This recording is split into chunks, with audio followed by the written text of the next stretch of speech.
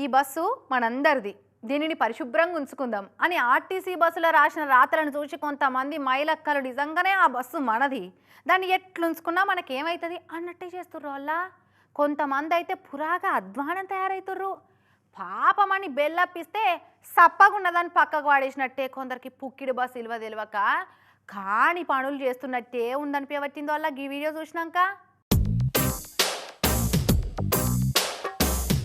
ఆహా, ఈ మైలక్కెవలో గాని పుక్కిడి బస్సులో పోయేటోళ్ళకి టార్చ్ బేరర్ అయిపోయింది కదా. కదులుతున్న రైలుల కాలకృత్యాలే తీర్చుకున్నప్పుడు నడుస్తున్న బస్సులో నా పనులు తోముకుంటే ఏమవుతుంది అనుకున్నదో ఏందో. విండో సీట్లో ఒంటిగా కూర్చొని ప్రకృతిని చూసి పరవశించిపోకుండా పాస్వాన్లు మంచిగా తోముతున్నది అక్క ఇట్లా.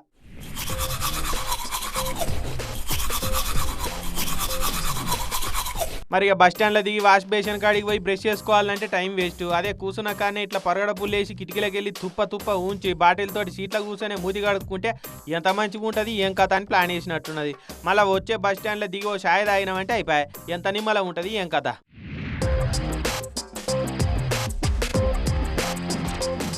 కానీ చూడురి, ఏమంటే ఫ్రీ బస్ పథకం పెట్టిరు ఆడోళ్ళకు, మాకంటే ఫ్రీ బస్సును ఎవ్వరు కూడా బాగా వాడలేరు అన్నట్టు వాడుతున్నారు కొంతమంది అయితే. కానీ ఎన్నడూ చూడలేము అనుకున్నాయి కూడా ఈ బస్సులలోనే చూస్తున్నాం కదా. కనుమరుగైపోయిన సీట్ల కోసం శిఖలు పట్టుకునే ఫైటింగులు, ఎల్లిపాయ పొట్టు తీసుళ్ళు, కాయగూరల అమ్ముడు ఎన్నెన్ని చూస్తున్నాం ఏం కదా ఆర్టీసీ బస్సుల.